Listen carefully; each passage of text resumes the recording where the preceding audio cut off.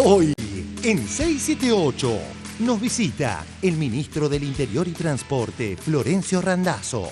La tragedia de Castelar, la responsabilidad del maquinista. El choque de trenes de Castelar, se ha pedido la detención del maquinista. Esta pericia fue categórica. El tren estaba funcionando perfectamente, no había ningún inconveniente y la causa del accidente fue un obrar negligente o imprudente del maquinista López. Daniel López dio una entrevista a la CNN en estos términos. Es el conductor de uno de los trenes implicados en este accidente de Castelar. Siéntase, por favor, como en casa, ¿eh? Me levanto, veo que nos frenan los frenos de emergencia, en ese momento de nervios que uno tiene, porque la colisión ya era inevitable, porque los frenos no funcionaban. Esta pericia fue categórica. El tren estaba funcionando perfectamente y la causa del accidente fue un obrar negligente o imprudente del maquinista López.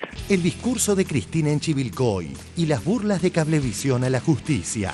Acusaban a los populismos, fundamentalmente aquí en la Argentina, al peronismo, de haber masificado y hacer pensar a todos lo mismo. ¿Y no se pusieron a pensar todos ustedes que a lo mejor un señor que también vive acá hace lo mismo y los hace pensar a unos cuantos lo mismo? ¿Desde dónde te gusta más que te metan o que tengas o que adquieras ideología? Si desde la discusión, el debate, de la participación, o porque alguien, sin que te des cuenta, todos los días te meten cosas en la cabecita. Yo quiero felicitar a DirecTV no solamente por la inversión, sino por la pluralidad y el respeto a la ley de medios en la grilla, donde están todos los canales, todas las voces y todas las expresiones de cultura. Más definiciones del indio en Mendoza. Teníamos razón, están volviendo, los compatriotas están volviendo de esos exilios que fueron a buscarse un mejor futuro, están volviendo porque el futuro quizás ya no está allá, quizás el futuro está acá. Está en línea Agustina, que tiene 21 años, y viene de verlo al Indio Solari. Justamente en este recital fue prácticamente único, porque él dio un mensaje de que hay un futuro, de una esperanza muy linda y que la gente lo disfrutó y lo festejó. Se siguen cayendo las denuncias de Clarín. Tapa del diario Clarín del sábado. La ruta del dinero K. Lázaro Báez recibía órdenes de Kirchner. Ante el juez lo aseguró Horacio Quiroga, ex directivo de las petroleras de Báez. Afirmó que vio cómo Néstor Kirchner le entregaba $7 millones al empresario.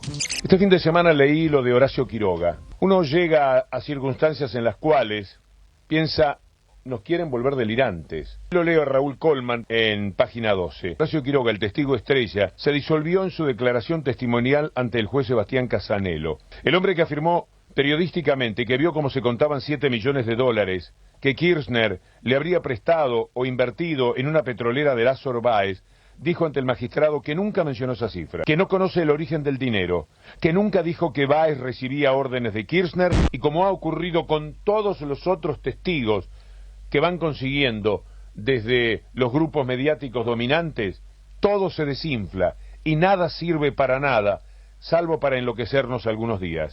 Como decía un catalán, voy tratando de crecer y no de sentar cabeza.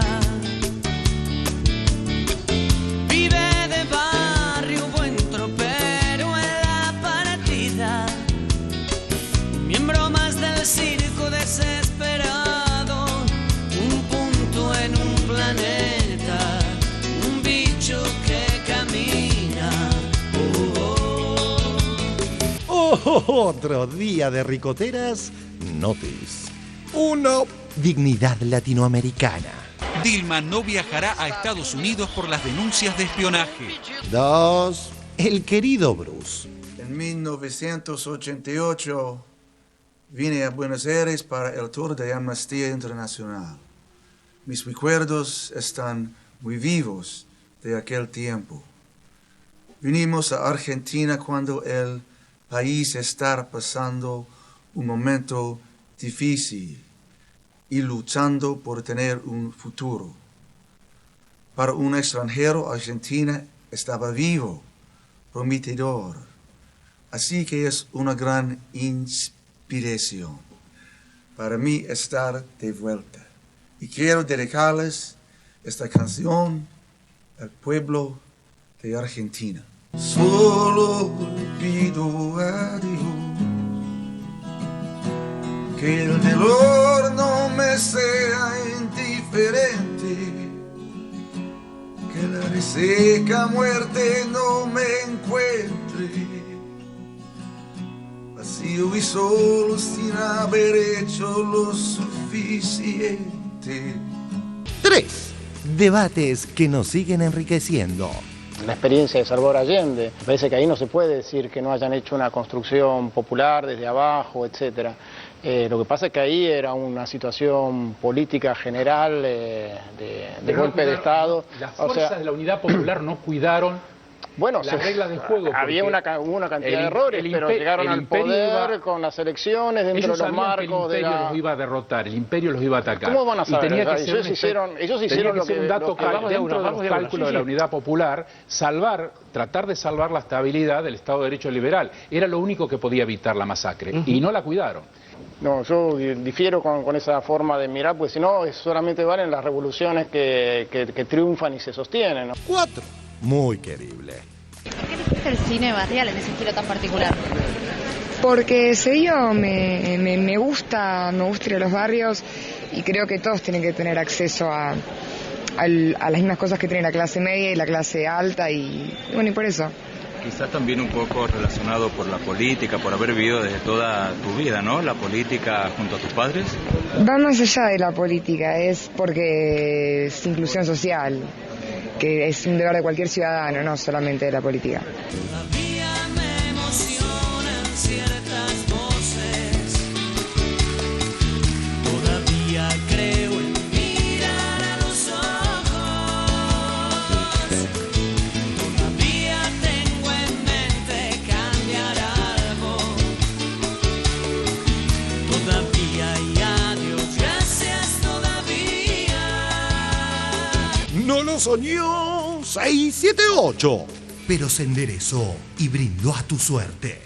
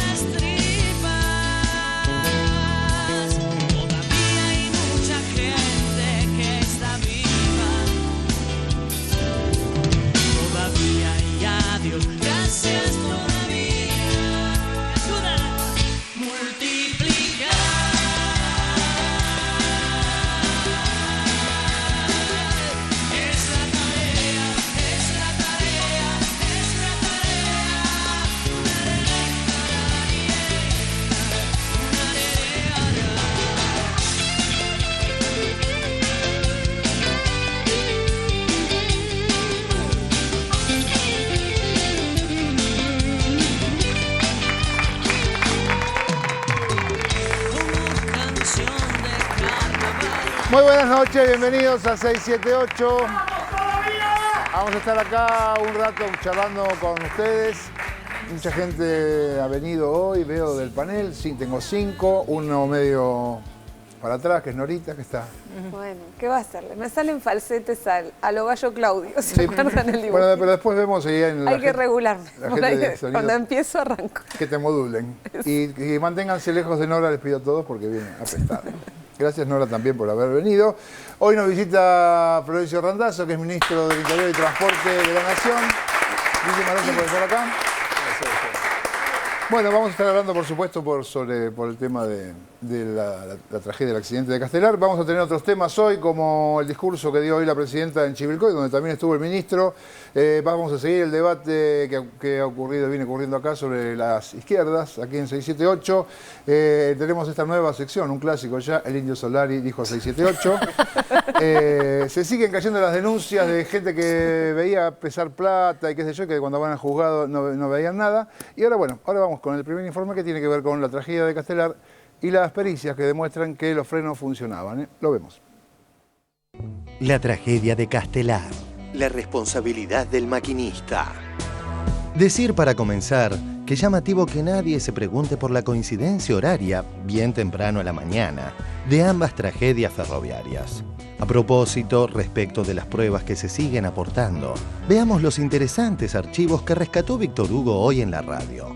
Choque de trenes de Castelar, se ha pedido la detención del maquinista. Estamos ahora en contacto con Sebastián Basso, que es el fiscal federal de Morón, que actúa en la causa justamente que investiga las razones de este terrible accidente en Castelar. Esta pericia fue categórica. El tren estaba funcionando perfectamente. No había ningún inconveniente para que ese día fuera un día habitual en el servicio ferroviario, y la causa del accidente fue un obrar negligente o imprudente del maquinista López. Daniel López dio una entrevista a la CNN en estos términos. Es el conductor de uno de los trenes implicados en este accidente de Castelar. Siéntase, por favor, como en casa, ¿eh? Me encomendé a Dios, haciendo todo lo imposible para tratar de detener el tren, y no pudiéndolo detener, acciono los frenos de emergencia, que ya era lo último. Me levanto, veo que no frenan los frenos de emergencia, en ese momento de nervios que uno tiene, porque la colisión ya era inevitable, porque los frenos no funcionaban. Esta pericia fue categórica. El tren estaba funcionando perfectamente y la causa del accidente fue un obrar negligente o imprudente del maquinista López. La verdad que acá uno puede aprender, podemos aprender con la prudencia que a veces los medios de comunicación no tenemos cuando aparecen este tipo de tragedias, ¿no? Vos fijate que inmediatamente era es porque no se invirtió. Inversiones que no se hicieron producto de la corrupción que genera muertos. Las palabras no matan, o sea que yo escuchar a Randazzo, que ya repitió 3 veces, decir hay que tener cuidado con lo que se dice. Las palabras no matan, lo que mata es no hacer las cosas y la corrupción. Esta pericia fue categórica. El tren estaba funcionando perfectamente. El gobierno salió a plantear que el sistema de frenado de ese tren era nuevo y que estaba en óptimas condiciones. Evidentemente, el gobierno tiene información que es errónea. Esta pericia fue categórica. El tren estaba funcionando perfectamente. Hemos votado a funcionarios que se deben hacer cargo ni más ni menos que del trabajo que les corresponde. Lo que pasa es que evidentemente este trabajo le trae ciertos beneficios, y al poner en la balanza, la gente no importa demasiado. Fíjese cuánto se puede mentir en medio de la confusión. ¿Cuánto tardará la mayoría de la gente, los 30 millones de personas que fueron informados desde el cuartel TN hacia todo el país, cuánto demorará en que la noticia llegue a todos? ¿Llegará alguna vez a todos? No. Millones de personas se van a quedar con la información tergiversada. Han internalizado la cuestión cultural de que la responsabilidad estaba en otro lado. Y justicia la tiene que determinar de quién fue la responsabilidad. Lo importante es que se sepa de quién es la responsabilidad, porque muchas veces pasa el tiempo y nadie es responsable de nada acá. Yo creo que en lo que respecta a Castelar se va a saber de quién fue la responsabilidad, y lo mismo debe pasar con lo que ocurrió en Once, ¿no? Y la tragedia de Once se encamina hacia el juicio oral. Los peritajes están terminados y, mal que le pese a mucha gente, el tren frenaba. Algo que hay que decirlo porque mucha gente piensa que el tren no frenaba. De hecho, el tren frenó durante todo su trayecto. Cada uno tiene que responder por la responsabilidad propia que tiene. A mí me da la impresión que es muy importante que se deje actuar la justicia, que se presenten las pruebas, que se sepa qué fue lo que pasó esa mañana cuando Córdoba entra Córdoba del Motorman entra a la estación de 11, bueno, a una velocidad por encima de la permitida. ¿Y qué fue lo que pasó? Si no pudo frenar o no frenó, no sé, realmente no lo sé. Y todas las pericias indicarían que el freno también anduvo, pero bueno, yo quiero ser muy prudente, muy responsable, porque bueno, hay mucho dolor, 52 víctimas, como decís vos, muchos heridos, y frente a eso, bueno, hay que ser lo suficientemente serio y responsable para que con total independencia la justicia determine quiénes fueron los responsables. Recordemos también que apenas pasó el accidente de Castelar, los medios opositores trataron de instalar la siguiente falsedad.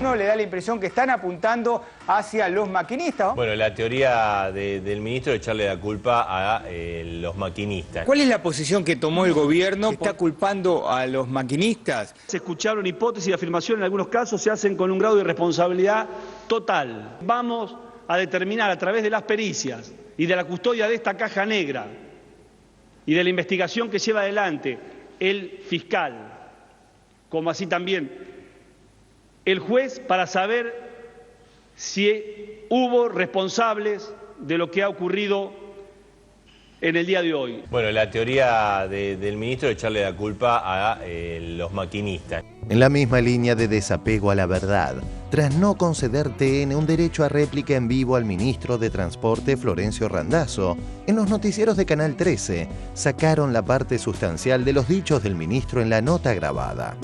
Repasemos. Esto se dijo en TN. Martes en hora pico y se sabe que se viaja mal directamente. Pero este video es ya como un colmo absoluto, donde tenés no solo gente en el andén, gente del lado de la vía. En la vía, ahí están esperando para subir. No, increíble. La gente va colgada completamente. La gente no solo viene colgada, sino que ahora van a intentar subir incluso desde el lado de las vías. En el San Martín se viaja igual. A un mes de la estatización del ferrocarril, los usuarios van colgados de los vagones. Bueno, la revolución del transporte, así se viaja en el San Martín. Ahí tenemos las imágenes de este video enviado a TN y la gente. Muchos de los que fui conversando aquí me decían justamente que ello es una imagen que la tienen a diario. Vamos a ver cómo se viajan en San Martín a un mes de la estatización. Este video que ha sido grabado por un usuario que lo ha enviado a TN y la gente. Mirá. Tras esta nota repetida por TN todo el día, Randazzo pidió un derecho a réplica en vivo y el canal solo accedió a una nota grabada. En dicha nota que TN puso al aire entera solo una vez. Esto respondió Randazzo. Vamos a conocer la palabra del ministro que está encargado de esta historia de Florencio Randazzo. Ministro, hoy salieron imágenes en un video que manda un usuario donde se ve a la gente viajando muy mal otra vez en el tren, otra vez en el San Martín, y la verdad que nos causó mucha indignación ver cómo estaban colgados de los estribos, ver cómo había gente que cruzaba las vías. Inclusive este mismo usuario nos decía que a veces la gente viaja en el techo del tren, y a veces lo escuchamos decir a usted que se están haciendo muchísimas cosas, cosa que es probable que así sea, pero la diaria demuestra lo contrario. Por lo menos estas imágenes demuestran absolutamente lo contrario. Pero a ver, María, no demuestran lo contrario. Yo digo que una verdad dicha media... ¿O muestran lo contrario? Una verdad dicha media es una mentira. En el San Martín, nosotros lo hemos comunicado hace 30 días, estamos en un proceso de modernización de los andenes. ¿A propósito de qué? De que hemos comprado 160 coches y 24 locomotoras que ya están en el país, lo estamos alistando, lo estamos preparando para prestar un mejor servicio. Entonces, hemos comunicado con la antelación suficiente a los usuarios del San Martín a través de los medios de comunicación, diciéndole que en realidad íbamos a tener algún tipo de dificultad, y por eso pedíamos disculpas a los usuarios de esta línea. Y somos conscientes que falta mucho camino por recorrer, pero que no es poco lo que estamos haciendo. Nosotros no podemos en un año hacer lo que nos hizo en 50 años. Y hay una materia pendiente. Pero la gente no tiene la culpa. Pero hay una materia pendiente que tenemos desde este gobierno para mejorar el transporte público. Y lo estamos haciendo. Esto es lo importante, lo estamos haciendo. Somos conscientes que todavía la gente no viaja bien. Somos conscientes, María. Estamos en la disyuntiva. Si cerráramos la prestación del servicio para poder readecuar los andenes, estamos trabajando mientras se presta el servicio.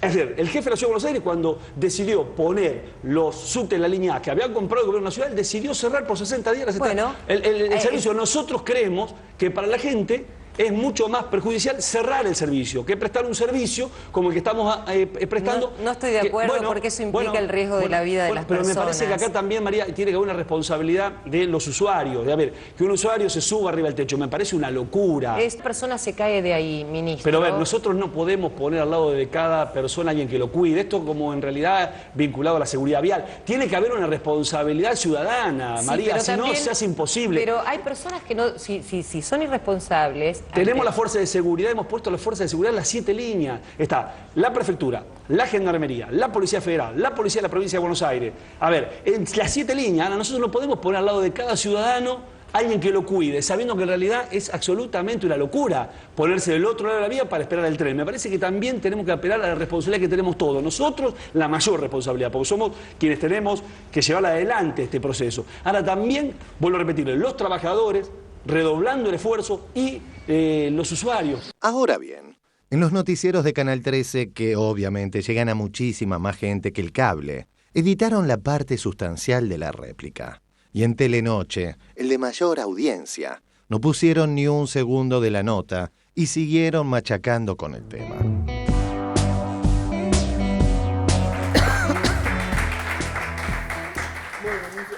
Usted me cuente quién hizo los peritajes y cómo se hacen. Para que no digan que el peritaje lo hizo el Cuervo Larroque, por ejemplo. No, los peritos son peritos de parte que designan todas las partes, digamos, desde los que defienden al motorman, aquellos que designa la justicia. O sea, hubo peritos del motorman, 10 peritos hubo. De las víctimas. Exactamente. O sea, 10 peritos. 10 peritos. Y bueno, son los que llegaron a la conclusión de que era una formación totalmente reparada, el Chapa 01, que fue el que tuvo la colisión esa mañana, que los frenos eran nuevos, los frenos eran marca Norbrensen, son frenos, diríamos, alemanes, que se colocan en todos los trenes más modernos del mundo, que la vía era una vía nueva, que nosotros habíamos llevado adelante un proceso de instalación de nuevas medidas de seguridad, después de lo ocurrido en la tragedia de Once. En vez de hombre muerto pusimos el hombre vivo. El hombre vivo es aquel que cada 8 segundos manda una señal sonora. Si uno no le contesta, ¿sí? Es un pitido. Si uno no le contesta, o con el pie, o a través de una tetilla que tiene el joystick, el tren se para. Desde que el motorman manifiesta tener problemas, que es en la señal amarilla, ¿sí? Que iba a 38 kilómetros, donde debería pasar a 12 kilómetros, hasta donde se produce la colisión hay 800 metros. Pasa 2 semáforos más en rojo y en una planimetría ascendente va de 38 kilómetros a 61 kilómetros. Y no, se le contesta 8 veces al hombre vivo. ¿Acelera? Sí, acelera. Se le contesta 8 veces al hombre vivo. No se acciona el freno de servicio, que es el joystick tirado para atrás. No se aprieta el botón de emergencia, que es un botón rojo, y no se saca la llave. Con cualquiera de los 4 cosas que hubiera hecho, se hubiera detenido la formación. De cualquier manera, digo lo mismo que dije en aquel momento. Yo quiero ser absolutamente responsable y cauto. Las pericias indican que el motorman no accionó ni física ni electrónicamente el freno, que los frenos andaban, ¿sí? Y nosotros de ninguna manera, porque se dijo también, queremos cortar el hilo por lo más delgado. Porque esto es un argumento falso progresista, es decir, bueno, van por el perejil, van porque en realidad hay algunos que quieren que en realidad sea la responsabilidad de la presidenta, del ministro del área, vaya a saber de quién. Y es muy difícil trabajar así, porque nosotros estábamos conscientes de que había una actitud, por lo menos de poca responsabilidad, de algunos motorman. No quiero decir de todo, yo estoy convencido que la mayoría trabaja y trabaja muy bien. Ahora, exculparlo antes que la justicia determine qué fue lo que pasó es realmente muy complicado. Yo les quiero decir a ustedes que he sentido una enorme angustia, por ejemplo, cuando decidimos llevar adelante el proceso de colocación de cámaras en las cabinas de los motorman, porque es un servicio público, porque está en un espacio público y porque lleva a cientos de personas y porque había sospechas que algunos no cumplían con su obligación. Cuando en realidad nos proveen las filmaciones y ver que un motorman iba dormido, le aseguro que es una cosa muy difícil, la decisión de tomar, de darlo a conocer o no. Y yo digo que desde el primer día que asumí la responsabilidad de conducir el transporte, mi único compromiso es con la gente, ni con los sindicatos, ni con los empresarios, es con aquellos que usan el servicio público. Y las pruebas lamentablemente demostraron que en algunos casos había muy poca responsabilidad. Así que creo que lo importante es que a 3 meses de este hecho lamentable se está conociendo la verdad. Y el Estado había invertido, está invirtiendo en lo que respecta al Sarmiento.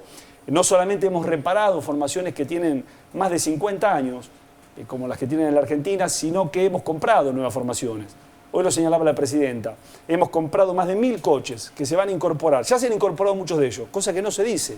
A ver, hace 52 años que no ingresaba un tren nuevo en la Argentina. Ingresaron 160 coches nuevos que van a prestar servicio en la línea San Martín. Coche es el vagón. El vagón. Aparte vienen los locomotores. Exactamente. Para armar el tren. En ese caso son 160 coches y 24 locomotoras. Para que tengamos idea, hoy... ¿En 50 años no teníamos uno? 52 años no había ingresado un solo coche nuevo. Los últimos trenes nuevos ingresaron en el año 61 y en el año 62. Entonces, hemos incorporado 25 formaciones de 9 coches para el Sarmiento. Yo casualmente estoy viajando a China a visitar la fábrica para ver el proceso de fabricación de los mismos. Hemos comprado las formaciones para el Mitre, 30 formaciones de 6 coches cada uno. Hemos comprado 300 coches para la línea Roca. Es decir, para que tengamos noción de lo que estamos hablando, en el área metropolitana hoy funcionan unos 600 coches. Hemos comprado más de 1000 que van a estar, se van a integrar desde ahora hasta fin del año que viene. Claro, las diferencias, porque si uno ve la imagen esta que Clarín, usa de manera, como la tienen que usar ellos, como les conviene, pero la imagen es innegable. O sea, hoy están viajando mal. ¿Cuándo se va a empezar a ver la diferencia? ¿Cuándo entramos a poner más frecuencia? A ver, nosotros estamos llevando adelante 3 cuestiones que son centrales. Por un lado, el mejoramiento de la infraestructura. Terminamos, por ejemplo, la vía Moreno 11 totalmente nueva. Empezamos el día de ayer, José León Suárez Retiro, nueva. Hemos llevado un mejoramiento intensivo, Tigre Retiro. Empezamos a trabajar sobre la traza de Rosario-Buenos Aires, 11 tramos. Una obra que se va a desarrollar en 13 meses. ¿Sí? Ya está adjudicado a 8 empresas diferentes, se presentaron 30 empresas en la licitación. Estamos a 7 días de adjudicar Mar del Plata-Buenos Aires. Estamos llevando adelante el proceso de puesta en valor de las 4 ramales diésel, Mercedes, Lobo, Exaltación de la Cruz y Zárate. Eso están a poco inicial. Es decir, lo que respecta a la infraestructura de vías, estamos en un proceso realmente muy importante. Por otro lado, estamos con las formaciones. Como yo les señalaba recién, era un talón de Aquiles el tema de las formaciones, sobre todo por los tiempos. No se compra una formación en una concesionaria como un auto. Entonces había que fabricarlas. Lo que logramos es precios internacionales sumamente convenientes para la Argentina y plazos de entrega increíbles, 12 meses, con un acuerdo país-país que teníamos con la República Popular de China. Hemos también llevado adelante el proceso de puesta en marcha del señalamiento para que las formaciones tengan un sistema de detenimiento automático. Eso va a estar el 22 de febrero, va a estar ya en las formaciones viejas de Sarmiento y tal vez esté también en el Mitre. Y el otro gran capítulo que tenemos, aparte del mejoramiento de lo que es estaciones, trenes, hemos mejorado muchísimo los talleres, Castelar, Liniers, Aedo, Victoria, que eran talleres que estaban absolutamente abandonados. Tenemos el desafío de mejorar el recurso humano, que es muy importante, claro, que no es un tema menor, que no tiene que estar ausente en cualquier prestación de un servicio si en realidad quien lo debe prestar en realidad no asume esa responsabilidad. La mejor defensa para defender los ferrocarriles es trabajando, es duplicando el esfuerzo, es entendiendo que es un servicio público, que son trabajadores muy bien pagos y que prestan servicio a gente que gana muchas veces ni siquiera el 10% de lo que cobran ellos. No es que yo esté en contra de los trabajadores. Todo lo contrario, yo soy peronista, soy militante desde el año 82 y creo en los trabajadores, pero también soy lo suficientemente honesto para poner sobre la mesa la totalidad del problema al cual asistimos y el desafío que tenemos por delante. Yo creo que es una posibilidad histórica la que tenemos y vamos a ver un cambio en un tiempo mucho menor del que muchos creyeron. Por eso creo que hay una intencionalidad muchas veces de mostrar lo negativo, de no mostrar la verdad, claro, porque si uno ve, por ejemplo, lo que ocurre, si querés pasamos al tema del San Martín. Yo salgo, pido el derecho a réplica porque escucho que la periodista alegremente dice, miren cómo viaja la gente en el ferrocarril San Martín, ojalá que el ministro me esté escuchando. Yo la estaba escuchando realmente, porque tengo todas las pantallas de todos los canales de cable en mi despacho y llamo. Y pido salir a las 3 de la tarde en un programa que terminaba a las 6 de la tarde. Y la verdad que insistimos hasta las 5 de la tarde hasta que decidieron no que salgamos al aire, sino que venga a mi despacho. Vino a mi despacho, hicieron una nota, la nota duró 20 minutos, por supuesto que primero la editaron y la primera parte ustedes la pudieron pasar y en realidad está lo más sustantivo la nota, y después decidieron cambiarla. Yo hablé con el director de la redacción de producción, perdón, del canal Todo Noticias y le expresé mi disgusto, porque realmente estaban mostrando algo que no era justo. Casualmente el día de hoy le mandé las filmaciones al medio de las obras que se están llevando en el ferrocarril San Martín y las formaciones que llegaron nuevas. Porque me parece que si la verdad se muestra media es una mentira y tiene que ver con la tensión que hay permanente en la Argentina de todos los temas que se tratan, sobre todo en un programa como este. Me parece que hay un hilo conductor, si no pareciera ser que estamos en un programa que en realidad que tenemos una animosidad contra Clarín o contra tal o cual. No, es así, acá gobierna la política y elige los dirigentes de la política, disculpame Orlando, o en realidad lo eligen los medios de comunicación que expresan el poder corporativo y mediático en la Argentina, que lo hicieron los últimos 50 años, inclusive con Néstor Kirchner. A la única que no han podido condicionar es a Cristina Fernández de Kirchner. Esta es la pelea que está en Argentina. Y está claro que tienen candidatos, que otro tema que hay que decirlo con todas las letras. Clarín, La Nación, Perfil, tienen candidatos y la gente lo tiene que saber. Y lo quieren hacer a través de un partido popular, nacional, como es el peronismo. Y nosotros no deberíamos permitirlo.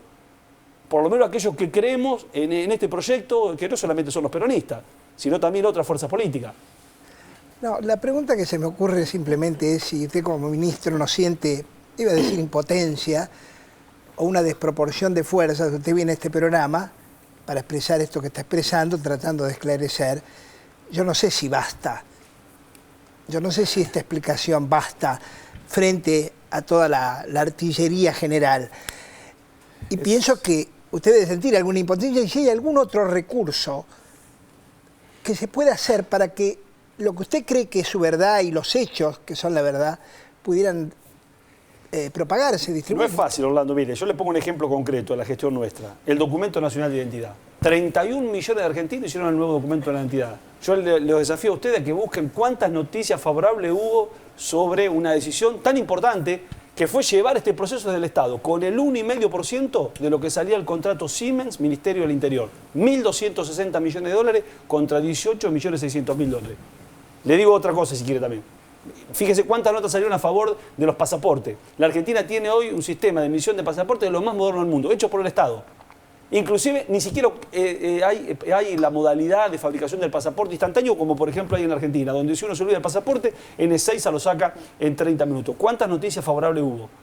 ¿Cuántas noticias hubo favorables, por ejemplo, con la política vial? Nosotros creamos la Agencia Nacional de Seguridad Vial. Hemos tenido reconocimiento en el mundo. La Argentina bajó el 20% la cantidad de víctimas fatales en siniestros viales. El 20% la cantidad de víctimas fatales en siniestros viales en 4 años. Organización Mundial de la Salud, la Federación Internacional del Automóvil. Nos han reconocido en todo el mundo. Es un ejemplo en el mundo el desarrollo de la política vial de la Argentina.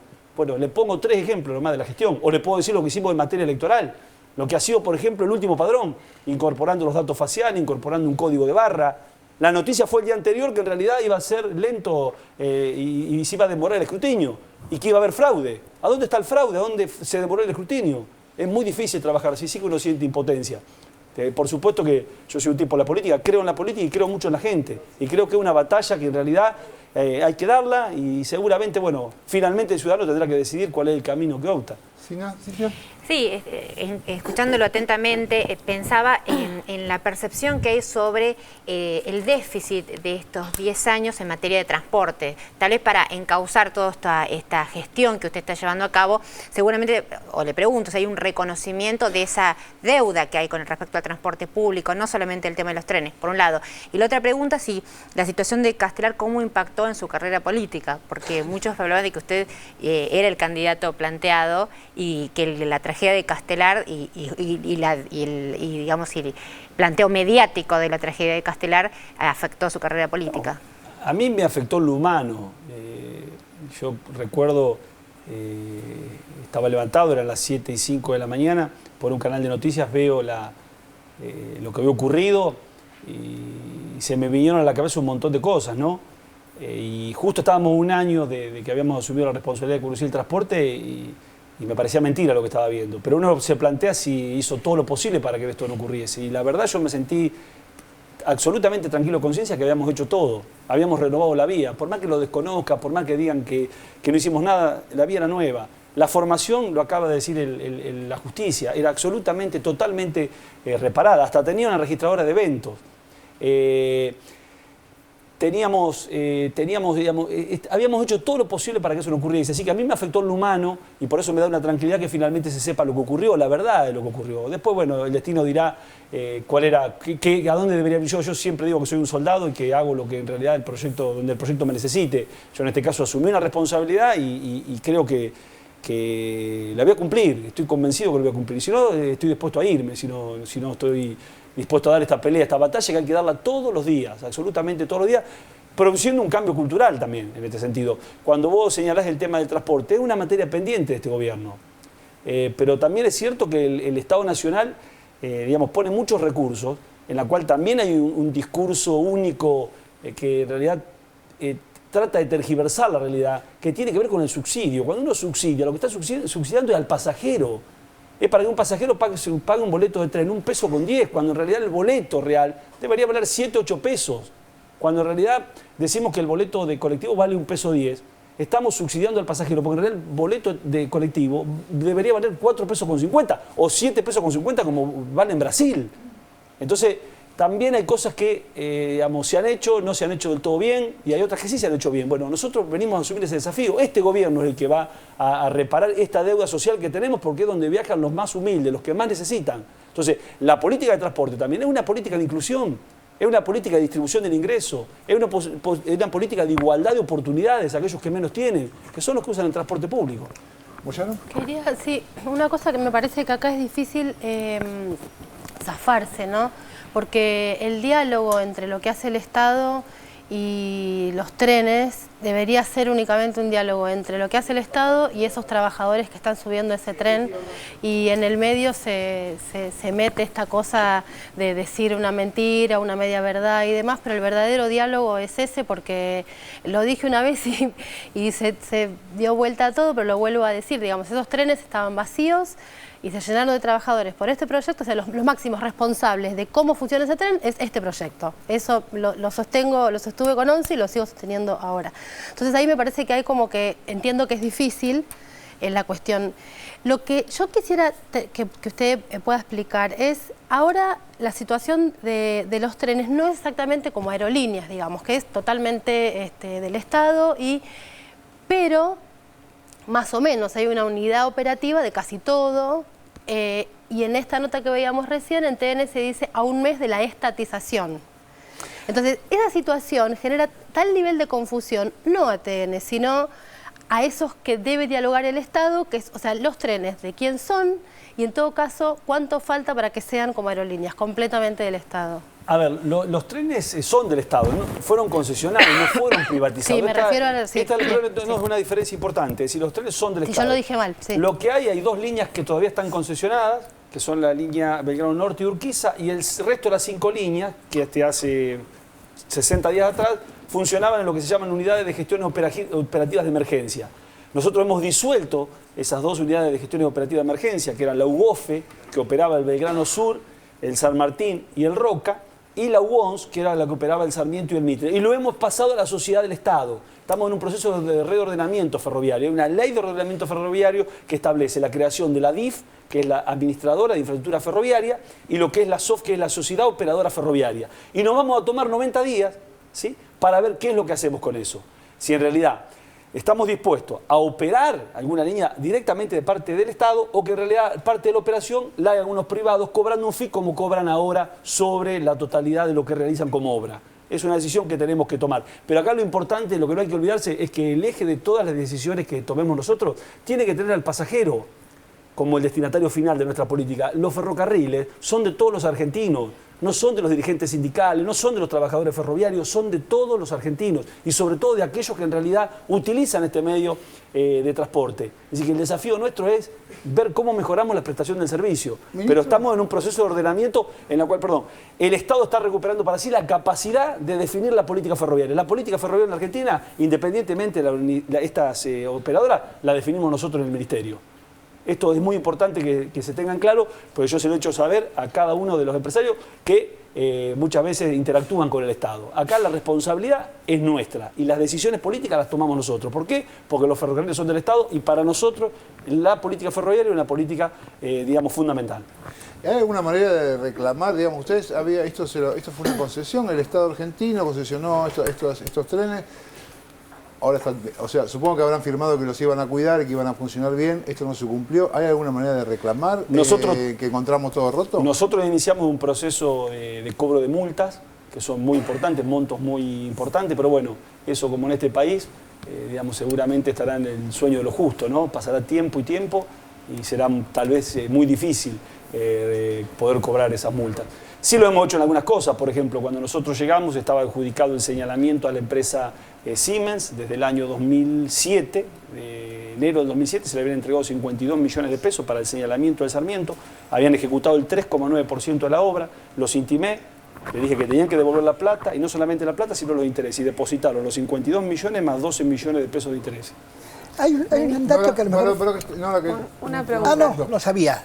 Disculpe, Nora, disculpe. No, una pregunta, ministro, con respecto a la relación entre el Estado, los concesionarios y cómo han actuado los concesionarios a lo largo de estos años. Después de la tragedia de Once, el tema, bueno, el Estado toma la decisión de sacar la concesión de TVA al grupo Cirigliano.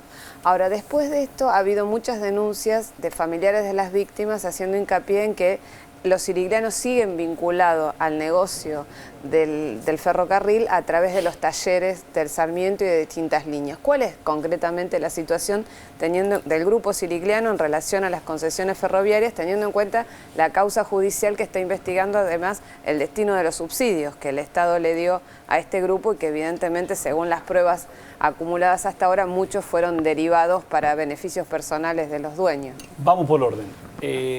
Está claro que las concesiones otorgadas a los hermanos ciriglianos fueron absolutamente un fracaso.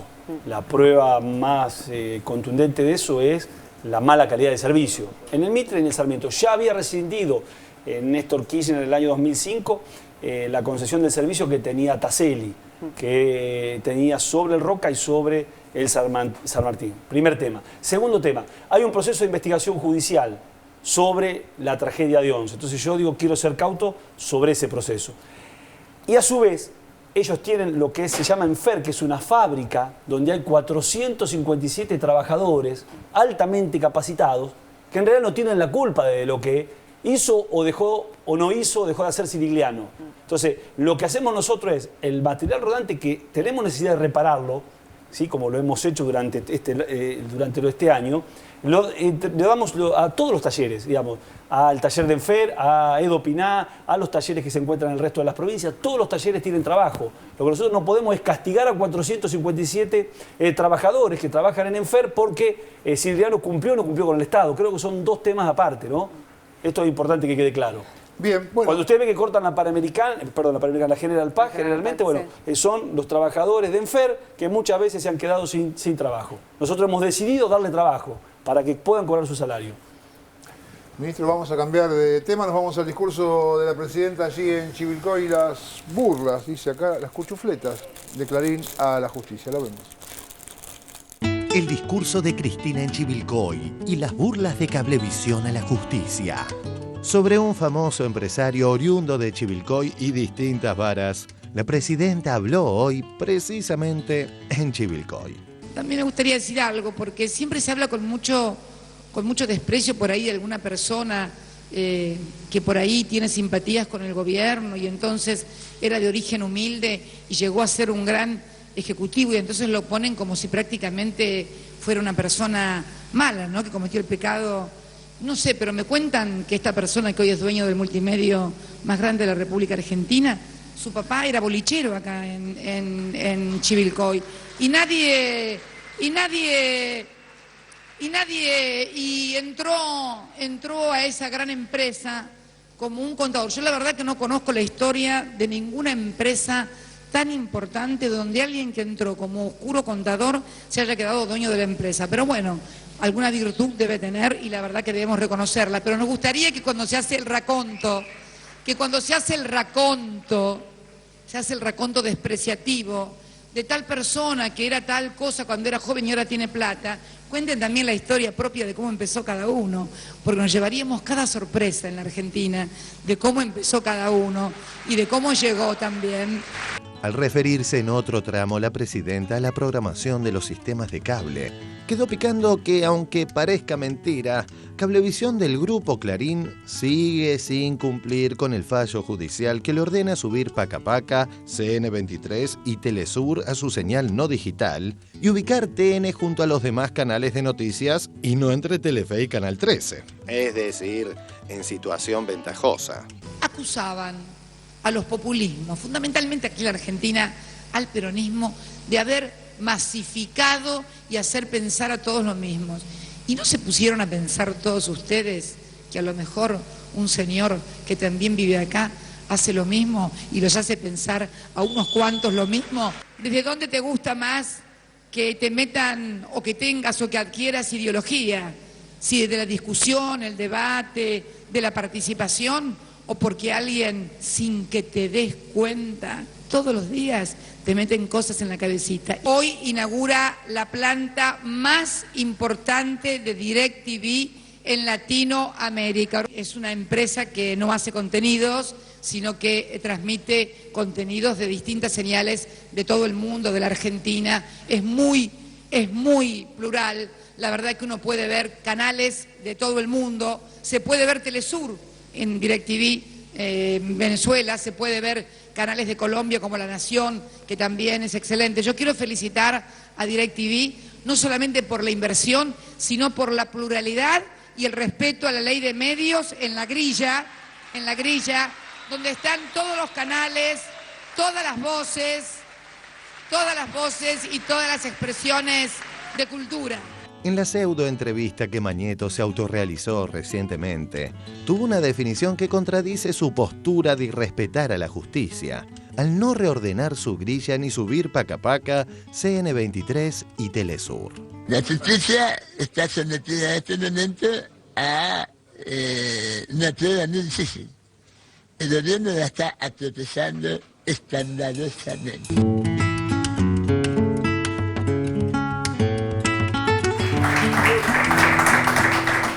Bueno, Randazzo, usted es de ahí de Chivilcoy y supongo que, no sé, esta inauguración de la planta, ¿cómo ha cambiado Chivilcoy de los últimos años? Oh, muchísimo. Creo que bueno, que la reapertura hoy de una fábrica que se había incendiado, que bueno, se pudo reconstruir y bueno, hoy tiene 300 empleados, es una planta muy moderna que está fuera del parque industrial. El parque industrial ya hoy no tiene espacio en Chivilcoy.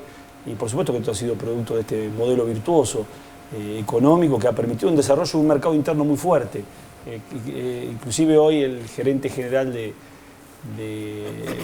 la empresa Sancor contaba que en Chivilcoy invirtieron ahora 80 millones de pesos en ampliación de la empresa y invirtieron 40 millones en Arenasa, que es el partido de General Arenal, en la cual producen yogur y que en realidad va todo destinado al mercado interno. Creo que ha sido sumamente importante. Nosotros tenemos una tasa de desocupación hoy que es cero prácticamente en nuestra ciudad, y eso no es producto de la casualidad, claro. Es producto, bueno, repetirle, de todo este modelo virtuoso económico, que muchas veces hay tensiones para mantener algunas políticas que tienen que ver con limitar las importaciones de aquellos productos que en realidad nosotros consideramos deben producirse en la economía local.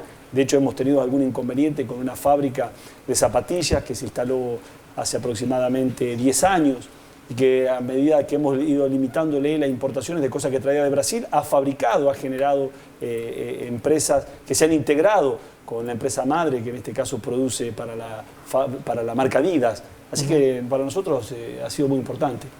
¿Dante? Pensaba en relacionar lo que decía Cristina ahí en el discurso con lo que ella también había comentado en la entrevista con Hernán Brienza acerca de la cuestión del poder, que es algo que muchas veces tratamos acá, pero cuando dice, bueno, finalmente, ¿desde qué lugar te meten las ideas? ¿O desde qué lugar vas a permitir, digamos, que te influyan determinadas ideas? Y cuando en la entrevista que se vio el sábado acá en Canal 7, ella decía, bueno, finalmente el poder político tiene algo así como un 30 o un 40% del poder real, que es el poder de las decisiones. Y vinculado a eso pensaba la cuestión de la censura también, cómo especialmente a lo largo del siglo XX, incluso en obras de ficción, etcétera, siempre se vinculó la censura con el Estado.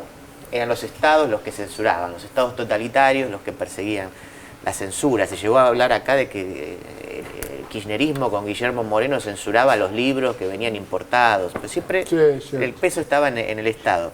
Y lo que uno ve ahora es que la censura la imponen los privados. De la misma manera, digamos, eso lo vinculaba porque justamente eso muestra también dónde está el poder. Es el poder el que puede censurar. Puede censurar cuando denuncia a periodistas, muchos de los que están acá presentes, y censura acá cuando, por ejemplo, eso no deja que una señal como Paca Paca o una señal como Telesur esté en una grilla de contenido. Bueno, nos vamos a nuestra sección nueva, el indio. Sí, el indio. Dale. Más definiciones del indio en Mendoza.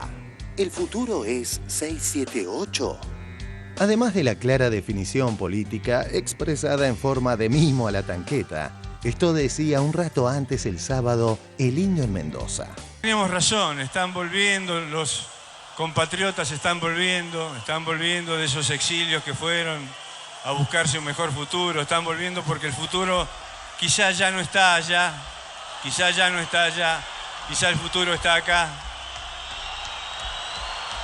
Está en línea Agustina, que tiene 21 años, y viene de verlo al Indio Solari. Lo que es realmente el indio, que es más allá de una banda de música, que genera un montón de sensaciones por sus bajadas de línea y de su ideología. Y justamente en este recital fue prácticamente único, porque él dio un mensaje de que hay un futuro, de una esperanza muy linda, y que la gente lo disfrutó y lo festejó.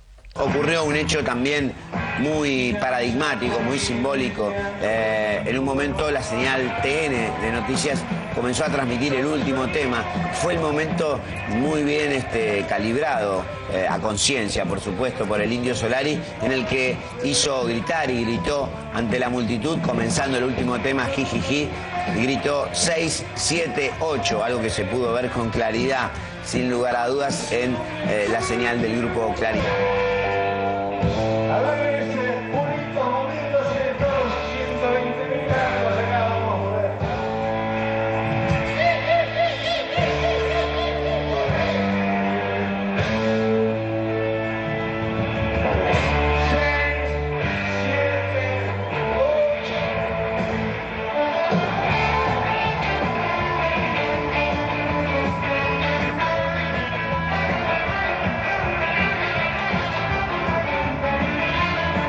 Para mí que Mario se ofendió porque el indio le pasó el tema a Vorteres que dice 678. No, eso fue jijiji. Me decía 1, 2, 3, dijo 6, 7, 8. Pero bueno, pues he sabido que el indio...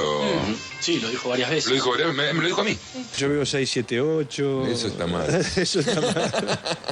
Ahí estás cometiendo un error para hacer lo que quieras. No, son errores que me los banco. Digo, ellos lo usan después. No, ¿sabes a mí qué diciendo creo? Que es un error y vos... Mira, voy a hablar como ciudadano un ratito entonces. Cuando vos ves ese programa que creció de a poco, yo creo que ahí hay argumentos.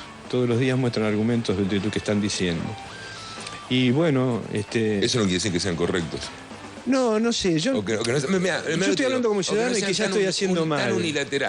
Tan unilaterales. Bueno, lo que pasa es que de pronto lo que hay enfrente es una corporación muy grande, digo, ¿no? También.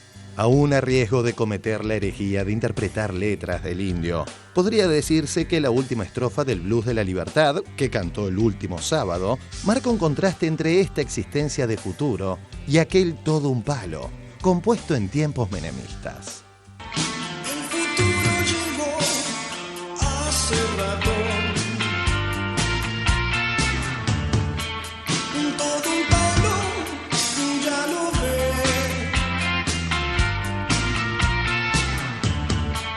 Veámoslo un poco con tus ojos.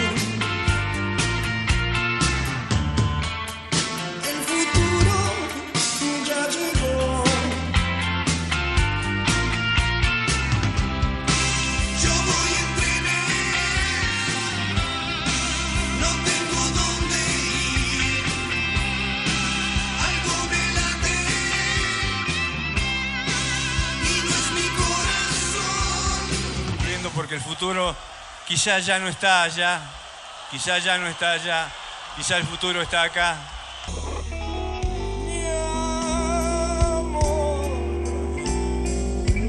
La La libertad es fanática. Ha visto tanto hermano muerto, tanto amigo enloquecido, que ya no puede soportar la pendejada de que todo es igual, siempre igual, todo lo mismo. Mi amor, la libertad es fiebre, es oración, fastidio y buena suerte. Está invitando a zozobrar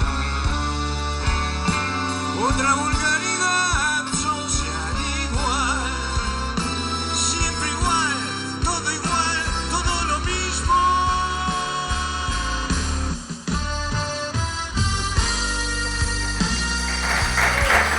Pero estaba lindo. Qué lindo tenerlo al Indio Solari acá.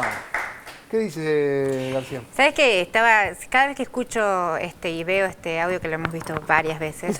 ¿Vos decís? En la nueva cuantas. No, uno no se cansa igual de verlo, pero cada vez que lo veo. Cuando él le dice a Pergolini, yo estoy hablando como ciudadano y tal vez hago mal, ¿no? Y claro, uno entiende, a pesar que yo me pregunto, cada vez que escucho digo, pero ¿por qué está hablar mal como ciudadano? Entiendo la postura artística de tomar distancia, sos un artista y no quiere conflictos o lo que fuere, porque la verdad que es un deleite escucharlo al Indio como ciudadano. Y no puedo dejar de pensar en hacer un poco de revisionismo. Justo estoy releyendo el libro de Martín Caparrós y Eduardo Anguita, La voluntad, y cuando en fines de los 60, con la dictadura de Onganía, Nicolás Casullo promovía el movimiento artístico, donde hablaban del artista y empieza la historia del artista y del intelectual comprometido con su tiempo, ¿no? Y que la mejor obra de arte era una multitud en una protesta callejera reivindicando sus derechos. Y acá me parece que confluye eso, ¿no? La multitud, el indio como ciudadano. No sé si al indio le que a mí me esa gusta. Interpretación. No es una interpretación, es una opinión, digamos, pero que a mí me gusta mucho escucharlo hablar como ciudadano. Sí, eso sí. ¿Palma? Sí, yo me gustaría contraponer quizás justo la figura de Pergolini con la del Indio Solari. Castañeda, en Duro de Domar, creo que alguna vez comentaba eso, como el cambio del tipo de las letras del rock en los años 90 respecto de la que existe en la actualidad, y creo que él mencionaba alguna canción. Yo recuerdo una de Bersuit Vergarabat que tenía un estribillo que a mí me sorprendía mucho, que era: hijos de puta, como nada puedo hacer, puteo. Era un estribillo, y que además eso, en un momento, claro. en un momento, era claramente en los años 90, era un estribillo que se cantaba con mucha fuerza. Y pensaba, claro, ¿a quién le habla Pergolini también? Creo que Pergolini le sigue hablando al adolescente de los años 90, y si uno escucha el programa de Pergolini sigue haciendo el mismo programa que hace 20 años. Le está hablando a un adolescente antipolítico que lo único que hace es putear porque cree que nada se puede hacer. Y algunas cosas han cambiado en una buena parte de la ciudadanía y en alguna buena parte de los adolescentes, y se explica también en ese vínculo que por supuesto el indio ya lo tenía desde siempre, pero que hace que el Indio Solari se juegue políticamente en una entrevista con Pergolini o en un recital con 120.000 personas. No, sobre todo lo que decía ayer Moyano de la contención que tuvo el indio. Lo que pasa es que a mí me cuesta mucho pensar, quizá otras bandas es posible, pero me cuesta mucho pensar a Los Redondos y hablar del indio como que ahora habla de política. O sea, es una organización que tiene 40 años de pensar la política, son intelectuales, la mayoría de él y sus amigos intelectuales de fuste, quiero decir. Entonces, me parece que ellos lo que hicieron en el momento de los 90, donde estalló la cosa ricotera, fue justamente políticamente contener a esos pibes, que son los que viajan en el Sarmiento, que estaban tirados a la vera de la avenida del éxito, digamos. Estaban sueltos por ahí y Los Redondos contenían eso. No en vano, si vamos a buscar todas las notas que se hacían en los medios más importantes, tenías una crítica musical chiquita, o algunas veces igual, Y la gran nota de los medios de los 90, de los redondos, era qué pasó desde el punto de vista policial. Claro, es verdad. Estaban buscando eso, y Bueno, porque era la contracara política del sistema del que representan los medios de comunicación, en gran parte fueron los redondos. No, pero digo, yo me refería, por supuesto, recuerdo, el primero que se me viene a la cabeza es todo preso es político.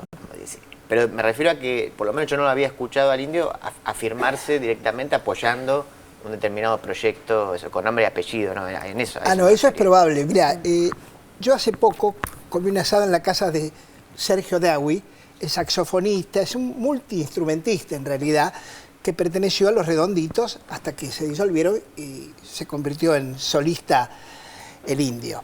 Por lo cual, el padre de Sergio, yo ahí supe muchas historias que no vienen al caso, el padre de Sergio era un director de cine muy notorio en la década del 60 y 70 que se llamaba Enrique Dawi, que tiene películas muy reconocidas en la historia del cine de aquella época. Y una de las cosas que yo recuerdo mucho, había una revista, Expreso, donde trabajaba, digamos yo trabajaba y trabajaba Rodolfo Rabanal y algunos otros, algunos ya no están más, que duró poco tiempo. En la calle Reconquista estaba Palladium, una especie de galpón como si fuera una estación terminal en pleno centro o bajo Retiro, que había sido un lugar de torturas de la represión. Y en ese lugar se lo convirtió en una especie de escenario para grupos. Un día toca, calculá que estoy hablando del año 87 en este momento, toca un grupo que se llamaba Los Redonditos de Ricota. ¿Qué ocurrió ahí? El barrio se rebeló contra Los Redonditos de Ricota. Y en la revista, yo no conozco de música, por lo cual no sabía ni qué eran Los Redonditos de Ricota. Y me causaba gracia el nombre. Pero el crítico de esa revista, que se preciaba de ser moderna y avanzada, los periodistas eran todos actualizados, todos muy escritores y demás, le pegaron como en la guerra a Los Redonditos.